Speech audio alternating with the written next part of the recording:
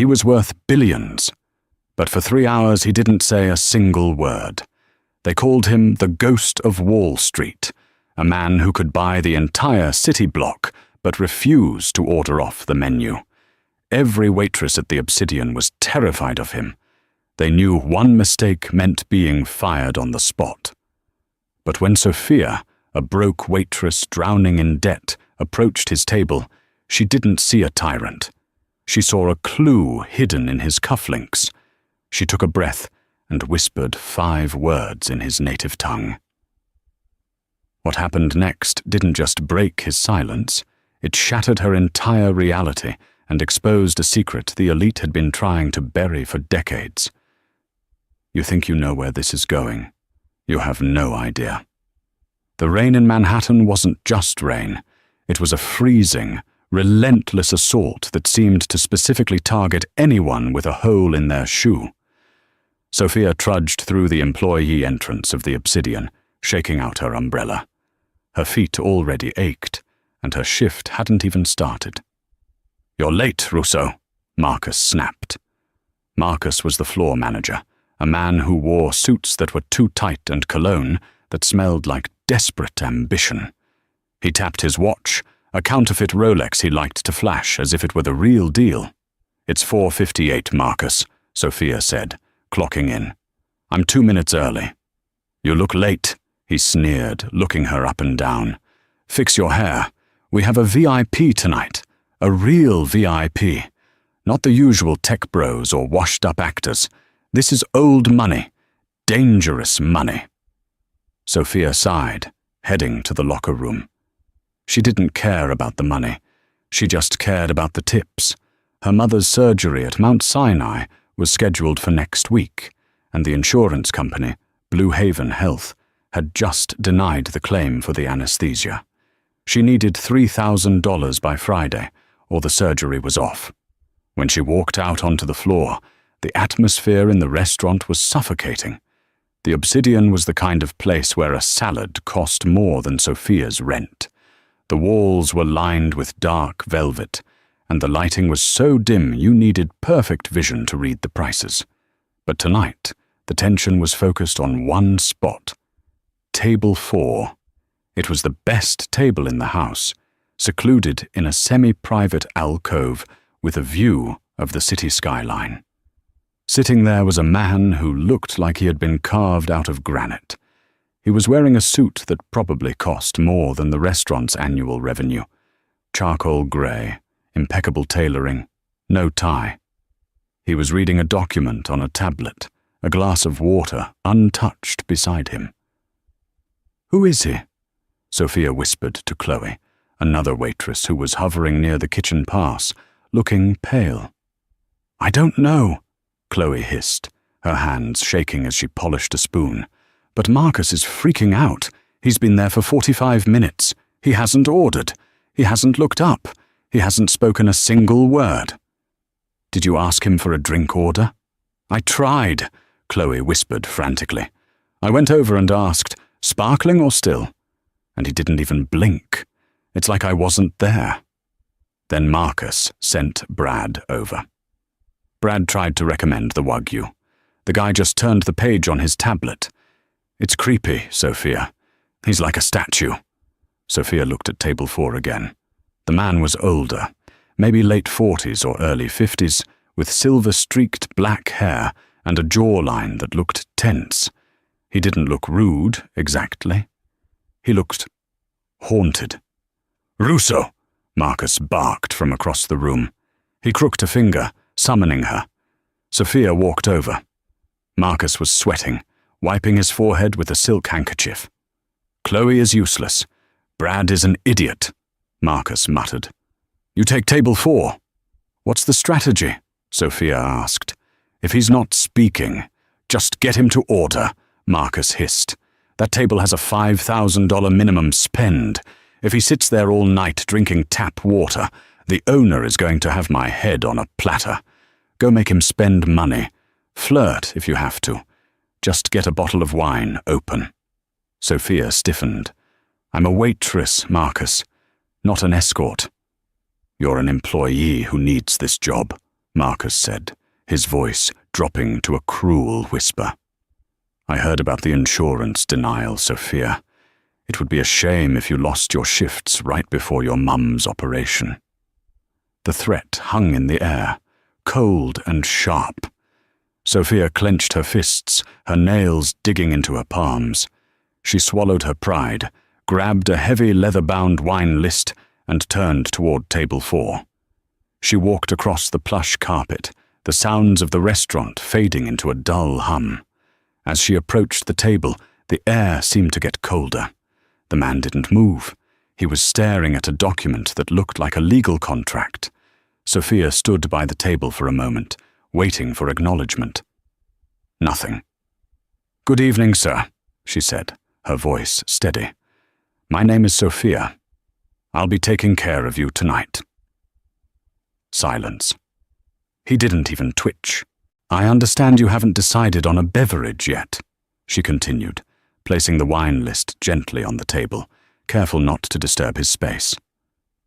Might I recommend the 96 Barolo? It breathes very well in this humidity. Nothing. It was awkward, agonizingly so. Across the room, Marcus was watching like a hawk, making a cut-throat gesture to tell her to push harder.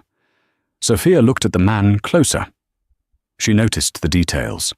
The watch on his wrist was a Patek Philippe, but it was scratched, old, well-worn. The cufflinks were silver, shaped like tiny wolves. And then she saw it. On the table, next to his tablet, was a small, faded photograph. It was face down, but he was rubbing the corner of it with his thumb, a repetitive, soothing motion. He wasn't ignoring them because he was arrogant. He was ignoring them because he was somewhere else entirely. She saw the headline on his tablet screen before he swiped it away. It was an Italian news site, La Repubblica. The headline mentioned a merger involving Industry Moretti. Moretti. Sophia's heart skipped a beat. Her grandmother, Nonna Rosa, used to tell stories about the Moretti family back in Tuscany.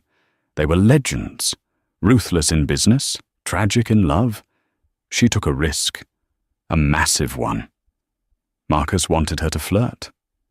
No, that wouldn't work on a man like this. This man needed something real. She stepped closer, dropping the professional waitress facade. Sophia didn't reach for the wine list.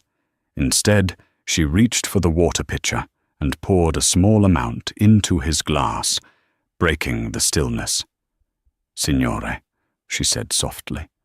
The man's finger stopped rubbing the photo. She continued, but not in English.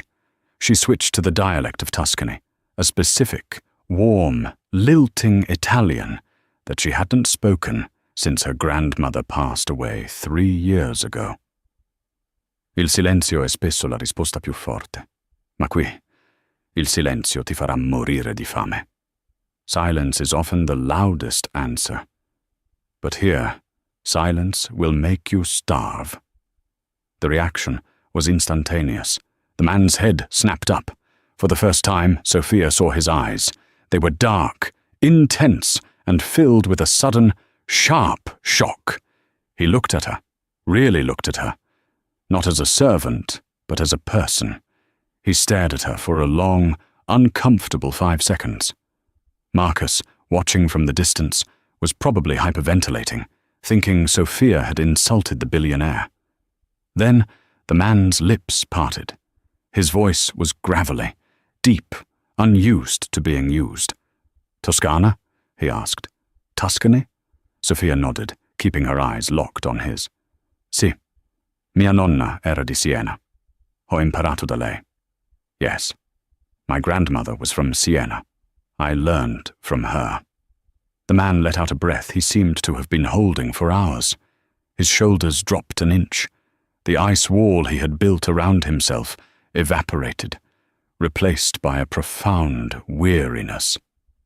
Everyone else here, he said, switching to English but with a thick, elegant accent. They shout, they push. They offer me meat I do not want, and wine I do not need. That is their job, signore, Sophia said gently. They see the suit. They don't see the man. And what do you see? He asked, his gaze piercing. Sophia hesitated. This was the moment. She could lie and compliment him, or she could tell the truth.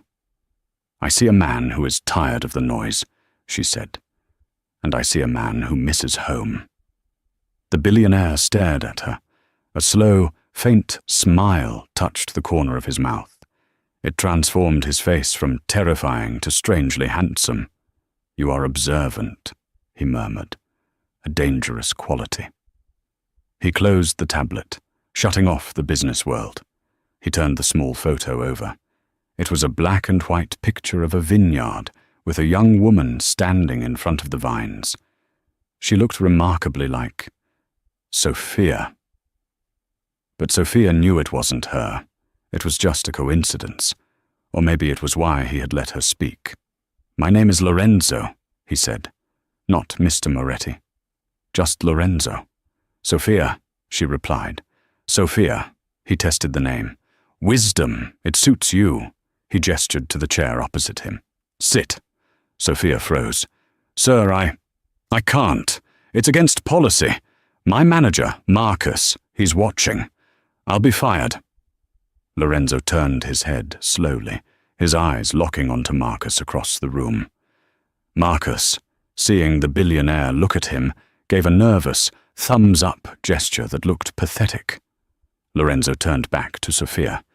If he fires you, I will buy this building and rehire you as the owner. Sit. It wasn't a request. It was a command, but given with a strange warmth.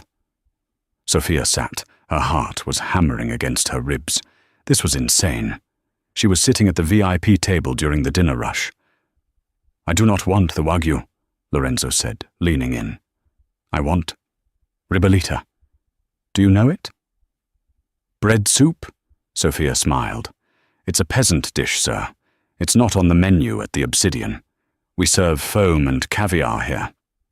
I don't care about the menu, Lorenzo said, his voice hardening slightly.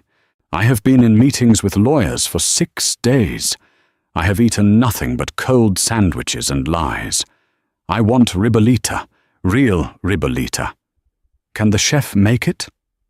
Sophia thought about the chef, a temperamental Frenchman named Jean-Luc, who threw pans when people asked for ketchup.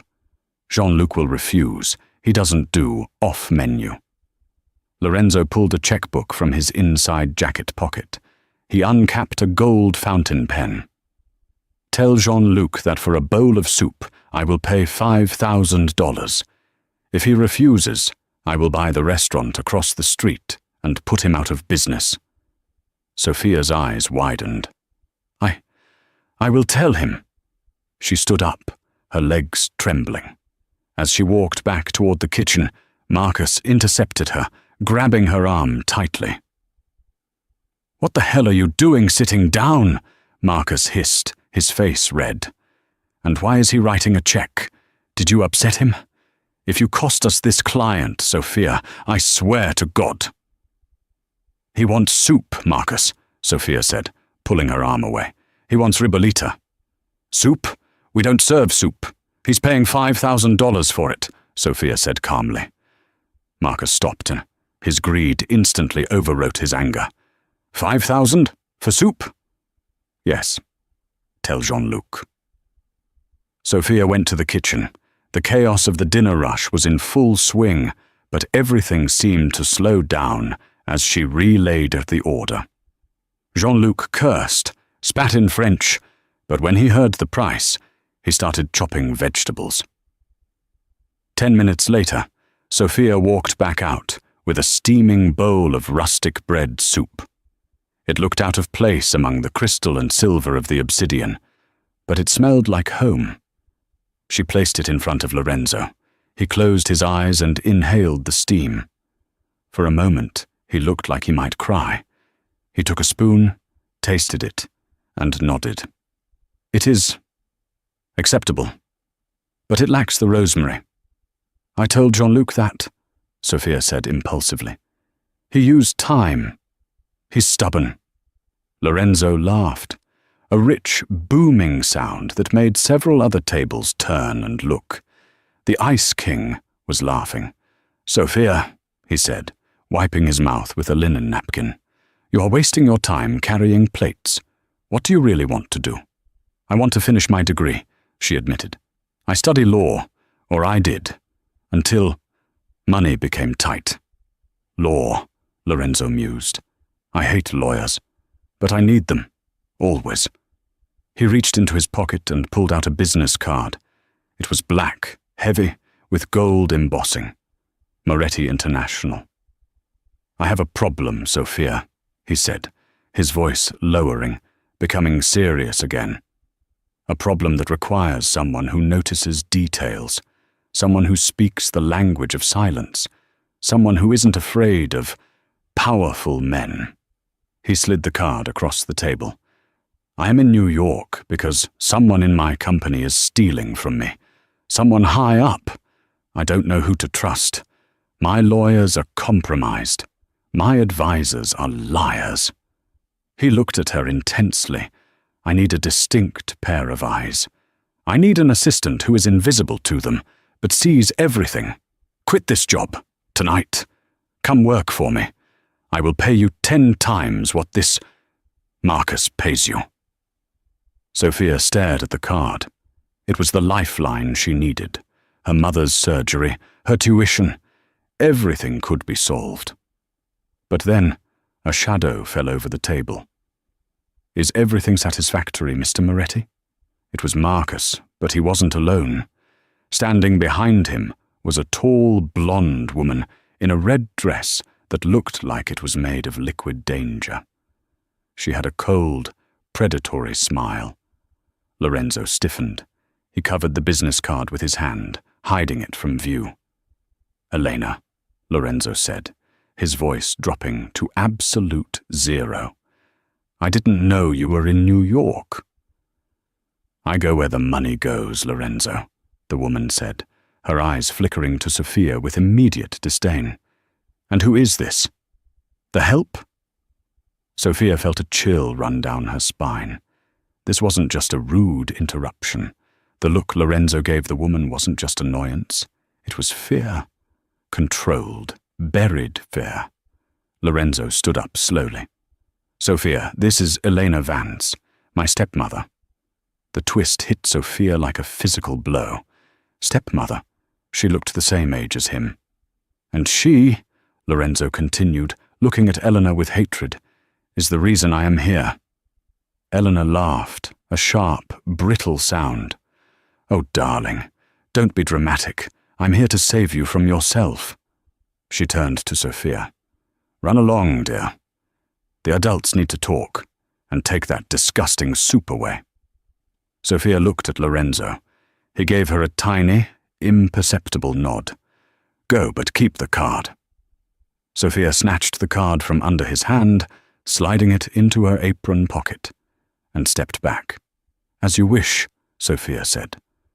As she walked away, she felt Elena's eyes drilling into her back. She didn't know it yet, but by taking that card, she hadn't just accepted a job. She had declared war. Sophia didn't sleep that night. The business card burned a hole in her pocket as she sat by her mother's bedside at the cramped apartment in Queens. The rhythmic beeping of her mother's oxygen monitor was the only sound in the room. $3,000, her mother, Maria, whispered in her sleep, caught in a fever dream about their debts. Sophia smoothed her mother's hair. She had made a choice. The next morning, the obsidian was a memory. Marcus had screamed, threatened, and told her she would never work in this town again. Sophia had simply handed him her apron and walked out. She traded the smell of truffle oil and fear for the cold, sterile air of Midtown Manhattan. Standing in front of the Moretti International headquarters was like standing at the foot of a mountain made of steel and judgment. The building was a monolith of black glass that seemed to swallow the light.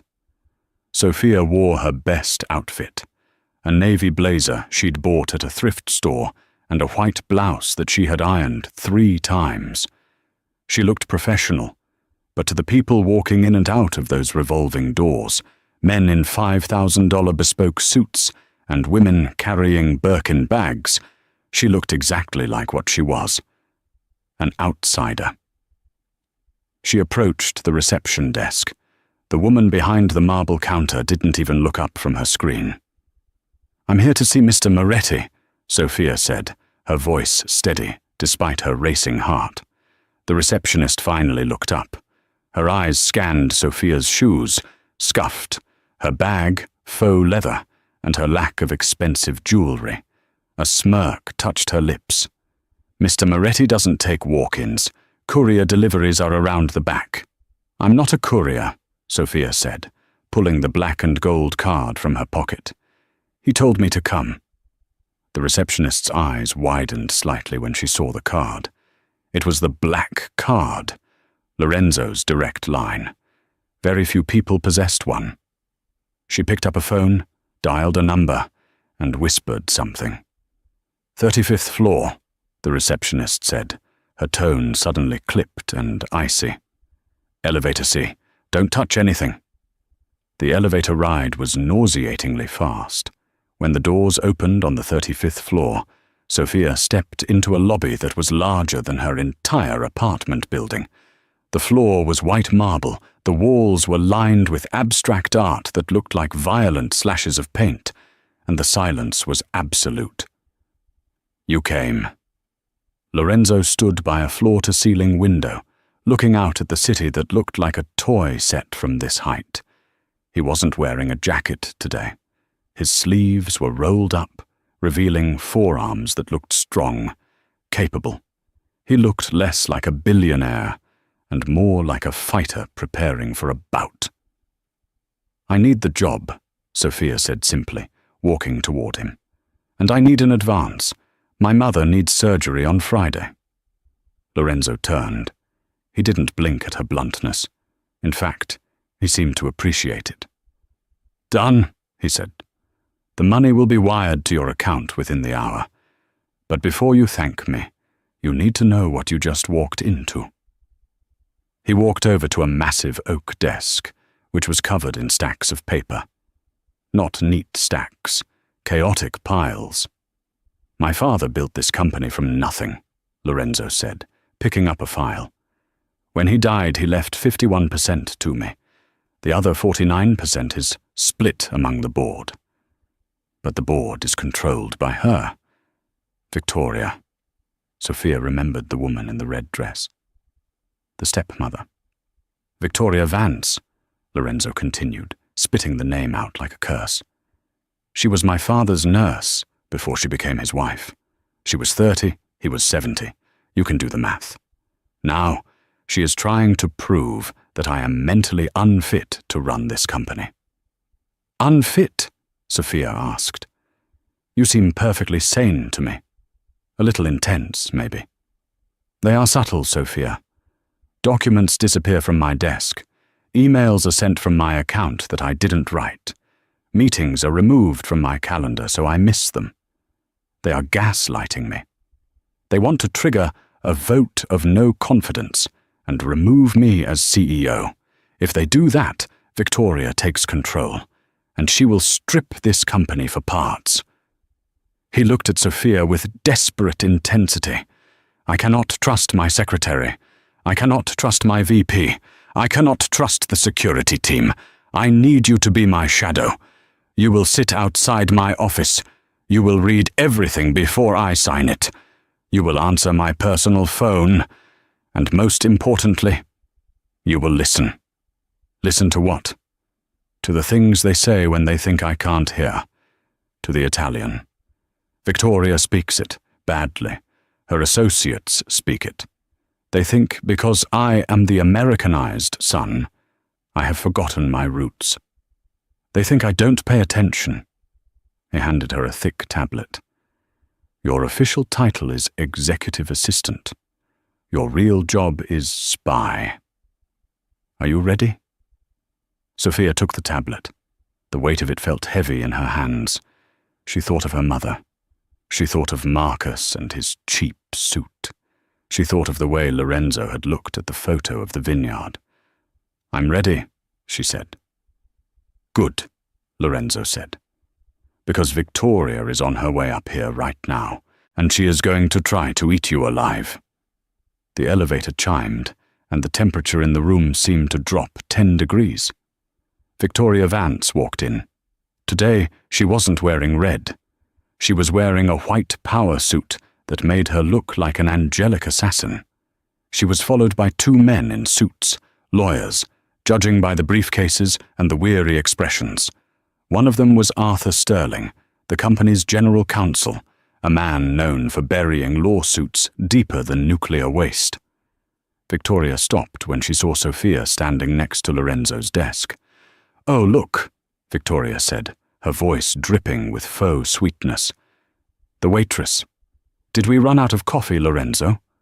Or are you ordering takeout?" "Sophia is my new executive assistant," Lorenzo said, his voice hard. "She replaces Ms. Halloway." "Ms. Halloway was a graduate of Yale," Arthur Sterling interjected, adjusting his glasses. "She had 10 years of corporate experience. This girl looks like she buys her shoes at a discount outlet." Sophia felt the heat rise in her cheeks, but she didn't look down. She remembered what her grandmother taught her. Never let the wolves see you bleed. "I may not have a degree from Yale, Mr. Sterling," Sophia said, her voice clear and projecting across the room, "but I have a degree in dealing with difficult people, and I have excellent hearing." Victoria's eyes narrowed. She didn't like being talked back to. She walked over to Sophia, invading her personal space. She smelled of expensive perfume and gin. "Let's see how long you last, darling," Victoria whispered. Then, louder, addressing Lorenzo, "We have a problem with the Milan accounts, the Galleoni merger. The contracts are a mess. They're in Italian legalese. The translation firm is asking for 48 hours. We need them signed by 5 p.m. today, or the deal is dead." She dropped a stack of documents on the desk. It was a setup, a classic, impossible task. "Lorenzo," Victoria smiled, "since you fired your competent staff, I assume you can handle this? Or should I call the board and tell them you lost a $400 million deal because you wanted to play charity with a waitress?" Lorenzo looked at the stack of papers. He looked tired. He knew technical legal Italian was a nightmare. He was fluent, yes, but the legal nuances. If he missed one clause, he could bankrupt a division. "Leave it," Lorenzo said through gritted teeth. "Tick-tock," Victoria said, tapping her diamond-encrusted watch.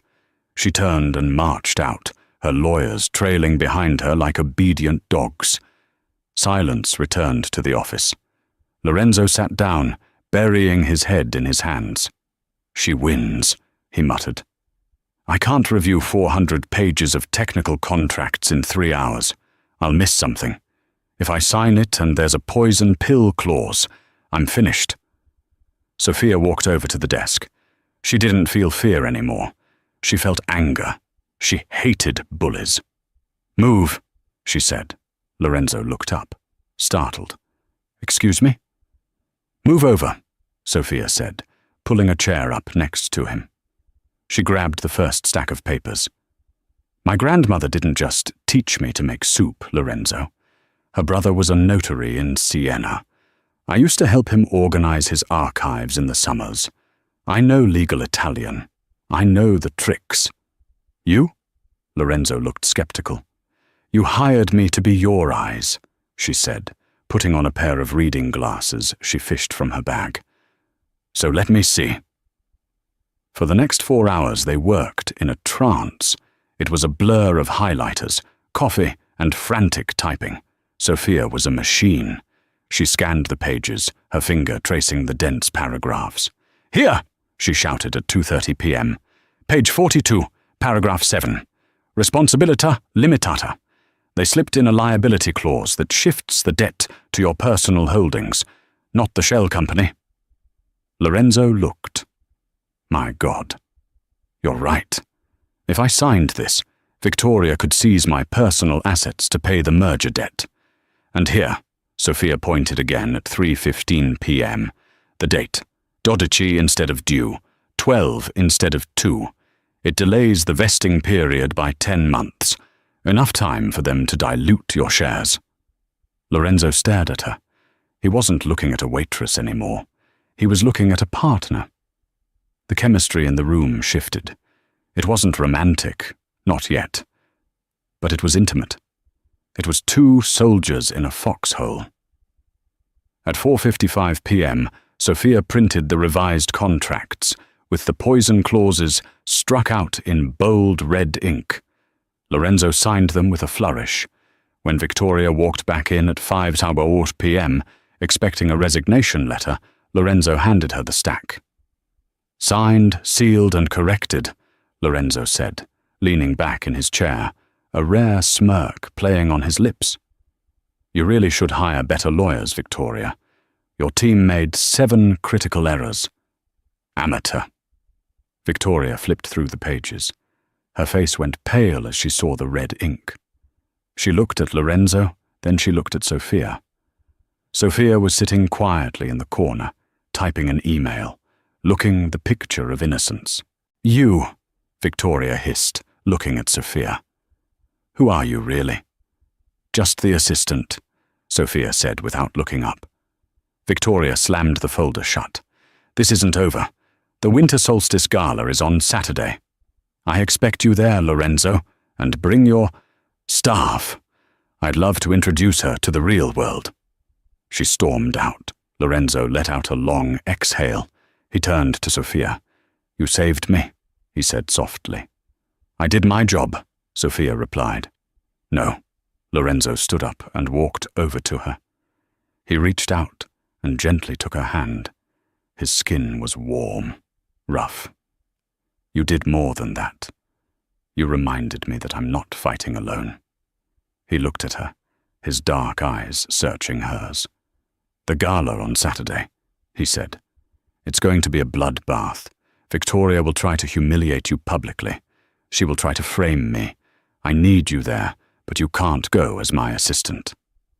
Then how do I go? You go as my date. The Winter Solstice Gala was the event of the season. Held at the Metropolitan Museum of Art, it was a gathering of the city's sharks, masquerading as philanthropists. Sophia stood in front of the mirror in the hotel suite Lorenzo had booked for her. She didn't recognize herself. The dress Lorenzo had sent was a deep, emerald green silk that hugged her curves and flowed like water. It was modest, yet devastatingly elegant. She wore diamond drop earrings that were heavy enough to pay her rent for a year, but inside the silken diamonds, she was shaking. I can't do this, she whispered to the empty room. I'm a fraud. A knock on the door interrupted her panic. It was Lorenzo. He was wearing a tuxedo that fit him like armor. When he saw her, he stopped dead in the doorway.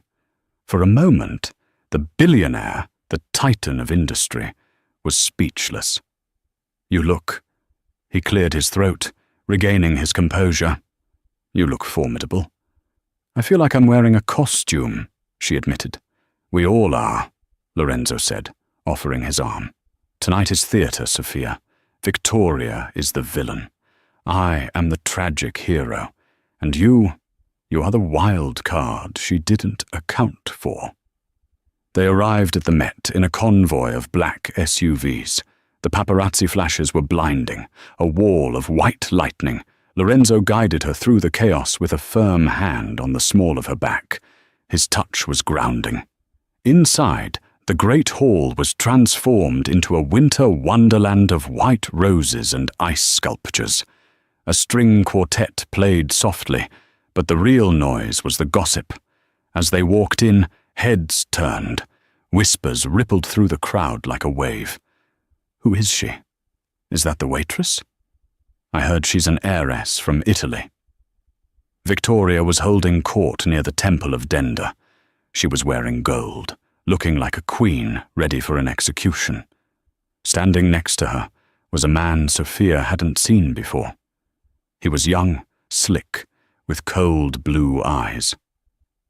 "That's Julian Thorne," Lorenzo whispered in Sophia's ear. "The hedge fund manager who is backing Victoria's takeover. He's the money behind the betrayal." "What do I do?" Sophia asked. "Mingle," Lorenzo said. "I'm going to draw Victoria's fire. I'm going to cause a scene, distract her. While I do that, you need to get close to Julian. He's arrogant, he drinks too much, and he likes to brag. Find out when they plan to call the vote." Lorenzo squeezed her hand one last time and walked straight toward Victoria. Sophia watched as the tension in the room spiked. Lorenzo said something loud, something angry, and the crowd gasped. Sophia used the distraction to slip through the crowd toward the bar where Julian Thorne was already on his third martini. She stood next to him, ordering a sparkling water. "Water?" Julian sneered, looking down at her. "At a party like this? What a waste." Sophia turned, putting on her best mask of boredom. "Champagne gives me a headache, and I need a clear head to count my winnings." Julian laughed. "Winnings?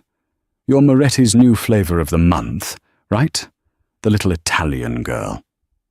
"I manage his personal investments," she lied smoothly. Julian's interest piqued. "Investments? Lorenzo doesn't have any liquidity left. We made sure of that." He stopped, realizing he had said too much. But he looked at Sophia, young, beautiful, seemingly harmless, and his arrogance won out. He leaned in closer, his breath smelling of gin. "You should jump ship, sweetheart," he slurred. "The SS Moretti is sinking. Tuesday morning, 9:00 a.m. Sophia's heart stopped. Tuesday. The vote was Tuesday. "Tuesday?" she asked innocently. "That's soon." "It's over," Julian grinned nastily. "We have the medical records. Faked, of course, but who checks these things?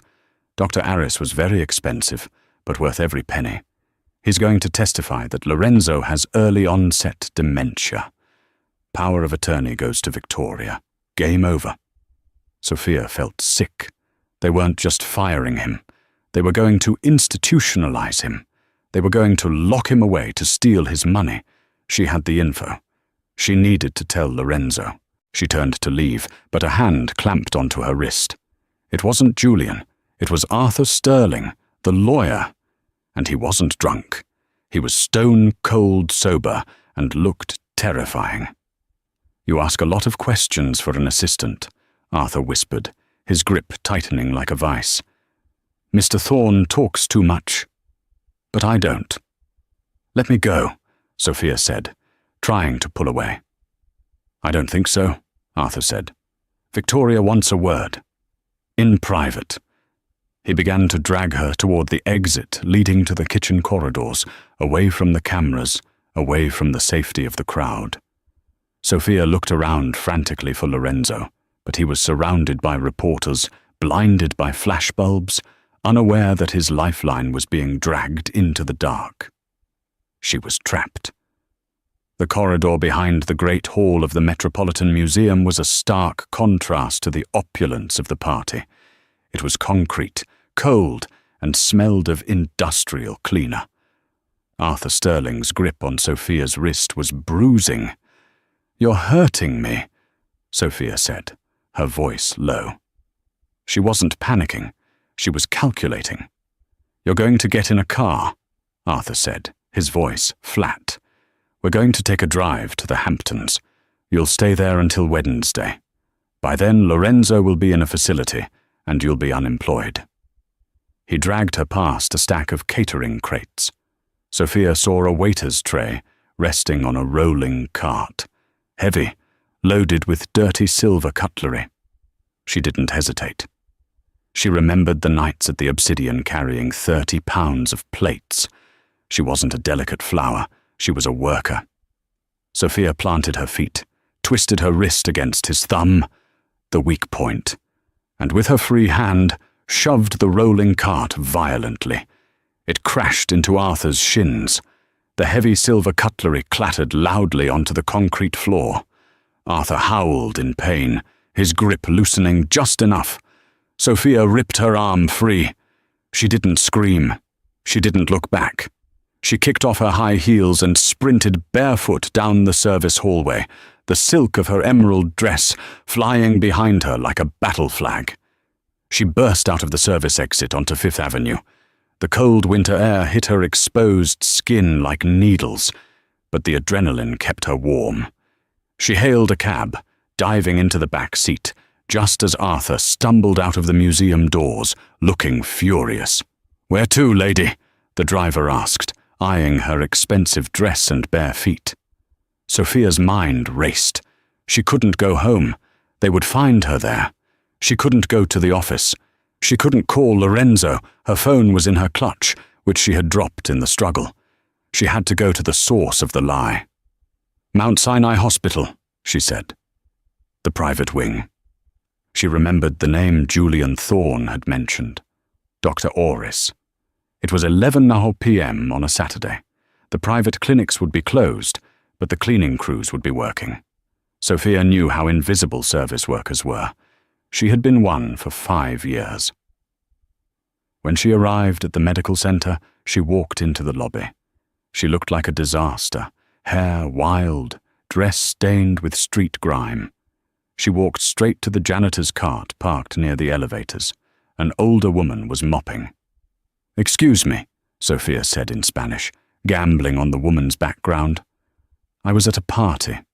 My abusive boyfriend, he chased me. I need a place to hide for an hour. Please." The woman looked at Sophia's terrified eyes. The sisterhood of survival kicked in. She handed Sophia a spare blue work smock. "Put this on. 4th floor. Don't touch anything." Sophia slipped the oversized blue shirt over her silk gown. She took the elevator up. Dr. Harris's office was dark. The door was locked. But Sophia picked up a paperclip from the reception desk. She wasn't a thief, but her cousin Vinny had taught her how to jiggle a cheap office lock when she was 12. Click. She was in. She didn't turn on the lights.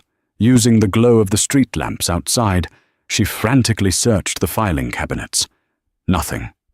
She turned to the computer. Password protected. "Think," she whispered. "Aris is arrogant, expensive." She looked around the desk. There was a framed photo of a yacht. The name on the hull was The Golden Scalpel. She tried the password. Golden Scalpel. Access denied. She tried. Victoria. Access denied. She looked at the date on the calendar. A circle around next Tuesday. Merger. She tried. Moretti? Access granted. Her heart hammered. She opened the email client. There, in the sent folder, was the smoking gun. An email thread between Dr. Aris and Victoria Vance. Subject, the diagnosis body. As discussed, the dementia diagnosis is prepared. The MRI scans have been swapped with patient X. The board will have no choice but to enact the 25th Amendment of the Corporate Charter. Payment of 2 mahols to the Cayman account is confirmed. Sophia gasped. They weren't just lying. They were framing a healthy man to strip him of his life. She needed to print it. She hit print. The whir of the machine sounded like a gunshot in the quiet office. Suddenly, the elevator chimed in the hallway. Voices. Men's voices. "Check the office. Thorne said she might try something stupid." It was Arthur's security team. They had tracked her or guessed where she would go. Sophia grabbed the papers. She had nowhere to go. The window? 4th floor. No. She saw the air vent near the floor. It was too small. The closet. She dove into the supply closet, pulling the door shut just as the main office door burst open. Through the slats, she saw flashlight beams sweeping the room. "Computer is on," a guard said. She was here. "Find her," Arthur's voice came over the radio. "And this time, don't be gentle." Sophia squeezed her eyes shut, clutching the papers to her chest. She was trapped. She stayed there for hours, listening to them search the building. Sunday passed. Then Monday. She didn't move. She drank water from a cleaning bottle. She didn't sleep. She knew if she left, she would be caught. She had to wait for the one moment where they couldn't touch her. The board meeting. Tuesday morning. Tuesday morning broke over Manhattan with a sky the color of a bruised plum.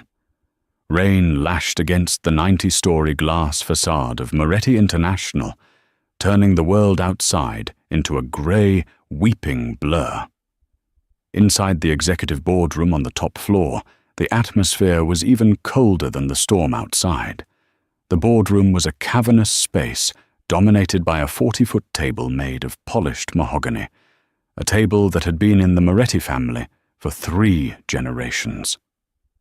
Today, it felt less like a place of business and more like an execution chamber. Lorenzo sat at the head of the table. He looked like a man who had already died. He hadn't shaved in 3 days, the silver stubble on his jaw stark against his pale skin. His suit, usually armor, hung loosely on his frame. He wasn't looking at the documents in front of him. He wasn't looking at the board of directors, 12 of the most powerful men and women in global finance, who sat in uncomfortable silence along the sides. He was staring at his phone, which sat face down on the table, waiting, praying. Sophia had been missing for 72 hours. His private investigators had found nothing. The police had filed a report, but had no leads. She had vanished from the gala into the night, and a terrifying, cold dread had settled in Lorenzo's chest. He didn't care about the vote. He didn't care about the company. If Victoria wanted it, she could have it. He just wanted to know that Sophia was breathing. "Shall we begin?" Victoria Vance stood at the opposite end of the table. She was the picture of corporate perfection, wearing a black Chanel suit that cost more than most people's cars. Her hair was pulled back in a severe, tight bun. She didn't look like a grieving stepmother concerned for her stepson's mental health. She looked like a vulture who had finally spotted a carcass. To her right sat Julian Thorne, the hedge fund manager, looking smug and checking his watch. To her left sat Dr. Aris, a small, nervous man who kept wiping his glasses with a handkerchief. "Gentlemen, and ladies of the board," Victoria began, her voice smooth and practiced. "We are gathered here for a painful duty. You have all seen the reports. You have seen the decline in revenue over the last quarter. But more importantly, you have seen the decline in our CEO." She gestured toward Lorenzo with a look of mock pity. "Lorenzo has been erratic. He disappears for days. He makes impulsive decisions based on emotion, not logic. He hires unqualified staff, waitresses specifically, to handle sensitive legal documents. These are not the actions of a sane man. These are the symptoms of a pathology." Lorenzo didn't blink. He didn't defend himself. The fight had drained out of him the moment he realized Sophia wasn't coming back. "Dr. Aris," Victoria commanded, "please share your findings with the board." Dr. Aris stood up, his hands trembling slightly as he held a laser pointer. He clicked a button, and a large screen descended from the ceiling. An MRI scan appeared, a complex image of a human brain. "This," Dr. Aris said, his voice quavering, "is the scan taken of Mr. Moretti's brain 3 weeks ago. As you can see here in the frontal lobe, there is significant deterioration, consistent with early-onset dementia and acute stress-induced psychosis." A gasp went around the room. Signor Bianchi, the oldest member of the board, and a man who had held Lorenzo as a baby, looked stricken. "Lorenzo," Bianchi whispered, his voice trembling, "is this true? Why didn't you tell us?" Lorenzo looked up slowly. His eyes were dead. "Does it matter, Bianchi? Believe what you want. Just get it over with." Victoria smiled. It was a shark's smile. "Thank you, Doctor. The medical evidence is irrefutable. Under Article 25 of the Corporate Charter, a CEO deemed medically unfit must be removed immediately to protect shareholder value. I am moving for a vote of no confidence and the immediate transfer of power of attorney and majority control to myself as his closest living relative. Seconded, Julian Thorne said quickly. All in favour? Victoria asked, raising her hand high. Julian raised his hand, then 2 others, then 3 more. The momentum was shifting. The old guard, seeing Lorenzo's lack of defence, began to waver. Signor Bianchi hesitated, looking at Lorenzo with tears in his eyes, then slowly began to lift his hand. It was over. The legacy was gone. Bam! The heavy double doors of the boardroom didn't just open. They were violently thrown against the walls with a sound like a gunshot. The crash echoed through the silent room, causing half the board members to jump out of their skins. 2 security guards stumbled into the room, trying to grab someone. "Stop her!" one guard yelled. "She's crazy!" But the figure had already broken through. It was Sophia. But it wasn't the Sophia from the gala. She was barefoot, her feet dirty, and bleeding slightly. She was wearing a hideous, oversized blue janitor's smock over the ruins of her emerald silk dress. Her hair was a tangled mess, and there was a smudge of grease on her cheek. She looked like she had crawled out of a sewer. But her eyes were blazing with a fire that could burn the building down. "Stop!" she screamed, her voice cracking with exhaustion, but filled with authority. "Don't you dare raise those hands!" Lorenzo's head snapped up. The dead look in his eyes vanished, replaced by a shock so profound he nearly knocked his chair over standing up. "Sophia!" he choked out. "Get this trash out of here!" Victoria shrieked, slamming her hand on the table. "Security! Drag her out! She's a stalker!"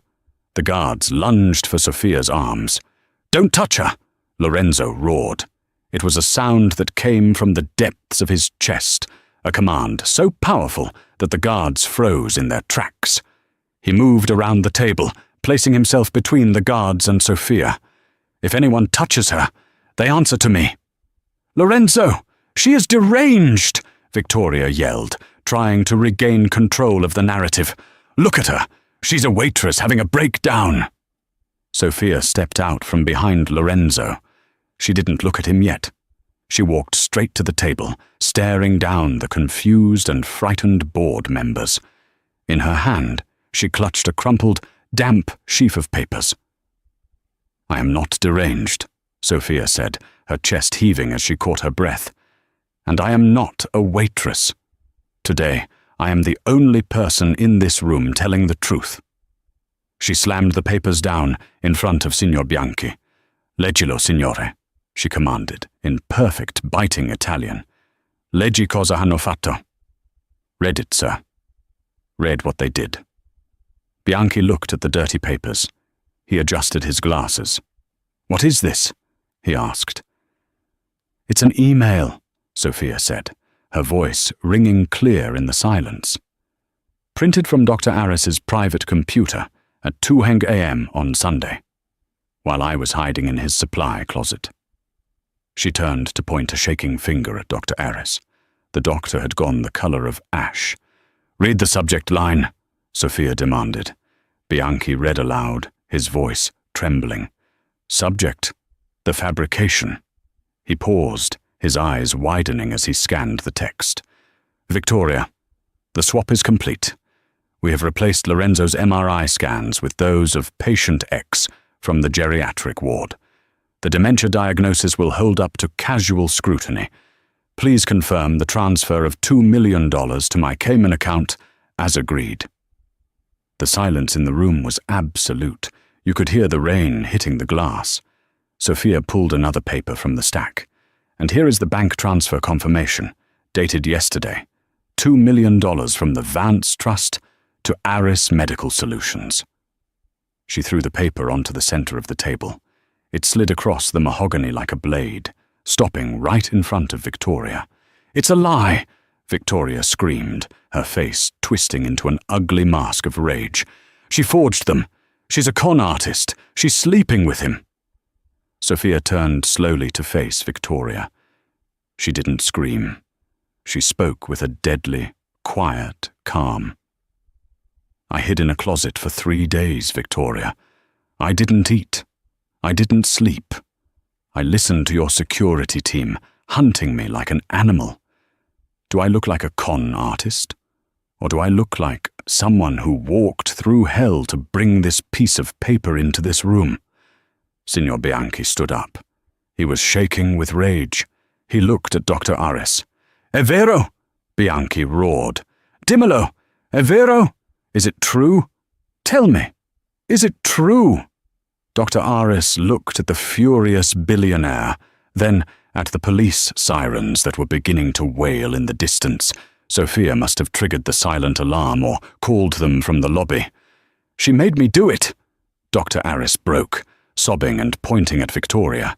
"She said Lorenzo was going to ruin the company. She said it was for the greater good. I just wanted the money." The room erupted into chaos. Directors were shouting. Julian Thorne was trying to sneak toward the exit, but 2 large board members blocked his path.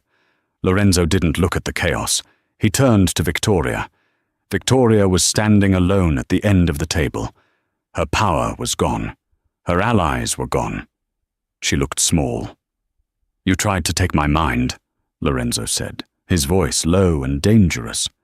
"You tried to lock me away in a padded room so you could buy yachts. You aren't family, Victoria. You are a parasite." The doors opened again, and this time it was the NYPD. "Victoria Vance, Dr. Aris," the lead officer barked. "We have a warrant for your arrest based on digital evidence provided to us 10 minutes ago." As the police handcuffed Victoria, she spat at Sophia. "You're nothing. You're just the help." Sophia watched her being dragged away. "I'm the help that helped you out the door," she whispered. Within minutes, the boardroom was cleared. The directors, ashamed and apologizing profusely, filed out, leaving the 2 of them alone. The silence returned. But this time, it wasn't cold. Lorenzo turned to Sophia. She was leaning against the table, her legs finally giving out. She slid down toward the floor, but Lorenzo caught her. He scooped her up into his arms, not caring about the grease on her smock ruining his $3,000 suit. He held her so tight she could barely breathe. He buried his face in her tangled, dirty hair. "You came back," he whispered, his voice thick with tears he refused to shed in front of the board. "I thought you were gone. I thought I lost you." "I couldn't let them win," Sophia mumbled against his chest, her eyes fluttering shut. "My nonna would have never forgiven me." Lorenzo pulled back to look at her. He brushed a strand of hair from her face. His thumb traced the smudge of dirt on her cheek as if it were precious gold. "You saved my life, Sophia. You saved my name. You saved everything. You saved me first," she said softly. "You gave me a chance when everyone else just saw a tray of drinks." Lorenzo looked at her with an intensity that made her heart race, even in her exhaustion. The barrier between billionaire and assistant, between employer and employee, had been incinerated in the fire of the last 3 days. "I don't need an assistant anymore," Lorenzo said. Sophia's heart sank slightly. "Oh, I understand. I should go." "No," Lorenzo said, gripping her shoulders. "I mean, I don't want you to be my assistant. I want you to be my partner in everything. I want you by my side, not taking notes, but making decisions." He paused, a small, crooked smile appearing, the first real smile in days. "And," he added, "I think I owe you dinner, but not here, not in New York." "Where then?" Sophia asked. "Tuscany," Lorenzo said. "We will go to Siena. We will find that vineyard in the photo, and we will eat ribollita until we can't move." Sophia smiled, tears finally spilling over her lashes. "That sounds expensive." "I know a guy," Lorenzo grinned. "He can afford it." He kissed her then. It wasn't a tentative kiss. It was a kiss of relief, of promise, and of a future that was no longer silent.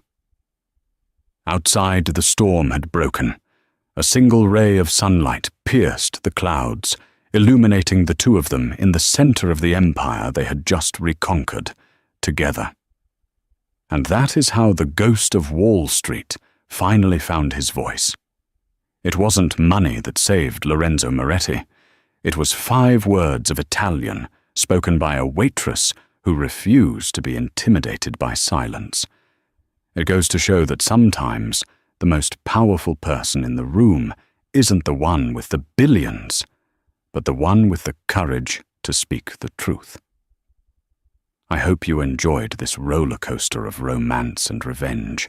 If you want more stories about underdogs taking down the elite, make sure to hit that like button. It really helps the channel grow. And don't forget to subscribe and ring the bell so you never miss a twist. What would you have done if you were Sophia? Would you have run, or would you have fought? Let me know in the comments below. Thanks for watching, and see you in the next story.